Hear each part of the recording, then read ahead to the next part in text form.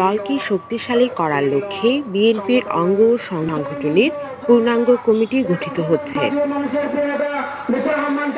তারই ধারাবাহিকতায় ঝিলঞ্জা ৭ নং ওয়ার্ড যুবদলের দ্বিবার্ষিক সম্মেলন ও কাউন্সিল অনুষ্ঠিত হয়েছে। 10 ডিসেম্বর সন্ধ্যায় ঝিলঞ্জা দরগা স্টেশন প্রাঙ্গণে ঝিলঞ্জা ৭ নং ওয়ার্ড যুবদলের সভাপতি আনসার উদ্দিনের সভাপতিত্বে ও ঝিলঞ্জা ইউনিয়ন যুবদলের সদস্য সচিব মফিজুর রহমানের সঞ্চালনায় এই সম্মেলন অনুষ্ঠিত হয়। এ সময় প্রধান অতিথি ছিলেন ঝিলঞ্জা ইউনিয়ন বিএনপির সাধারণ সম্পাদক লিয়াকত আলী শিকদার।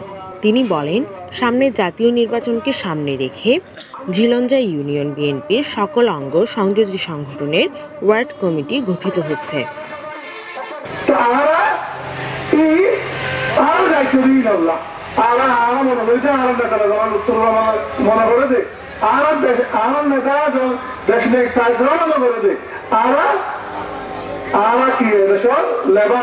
কিন্তু আমারও যারা সাধারণ মানুষ আছে যে তৃণমূলের করি নেতা আমাদের আসল এদেশের নেতা এদেশের আসল নেতা কিন্তু আমরা কি হলাম সাথে আমরা জানি ৭ নম্বর ওয়ার্ড থেকে যুবদলে আমাদের সাথে কারা কারা ছিল, কিন্তু যারা এখন আসতেছে তাদেরকে আমরা ফেলতে চাই না, এরও আসো, কিন্তু সামনের সারিতে আসার কোনো জায়গা নেই এদের, কারণ যারা দুঃসময় ছিল তাদেরকে আমাদের রাখতে হবে আগের সারিতে, কারণ দুঃসময়ের একজন কর্মী সুসময়ের একজন নেতার চেয়ে বড়। প্রধান বক্তা কক্সবাজার সদর উপজেলা যুবদলের আহ্বায়ক আক্তারুজ্জামান লাভলু বলেন, আগামী জাতীয় নির্বাচনকে সামনে রেখে যুবদলকে সুসংগঠিত করা হচ্ছে। বিগত 15 বছর এবং মানুষের বাক স্বাধীনতা ফিরিয়ে আনিবার যে আন্দোলন সংগ্রাম হয়ে এই আন্দোলন সংগ্রামের মধ্যে আর আমরা মামলা হামলার শিকার হই, অনেকে গ্রেপ্তার না পারি এবং এই সরকার গত 17 বছরের প্রথম নির্যাতনের শিকার হইলে আর আগামী রাষ্ট্রনায়ক যার তারেক রহমান।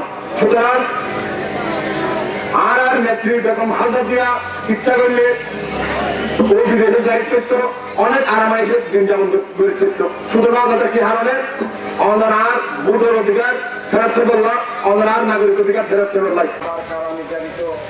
বিশেষ অতিথি ছিলেন যুগ্ম আহ্বায়ক আনোয়ার ইসলাম টিপু, জসিমউদ্দিন, জাহাঙ্গীর আলম, অ্যাডভোকেট ফয়সাল মোশাররফ, বেলাল উদ্দিন, ঝিলঞ্জা যুবদলের আহ্বায়ক রশিদ আহমেদ, যুগ্ম আহ্বায়ক ইসমাইল কোম্পানি, মিজানুর রহমান, মুর্শেদ শিকদার, যুগ্ম আহ্বায়ক নুরুল আজিম মুন্না, জয়নাল আবেদিন সহ বিভিন্ন ওয়ার্ড থেকে আগত নেতাকর্মীরা। News desk, CCN।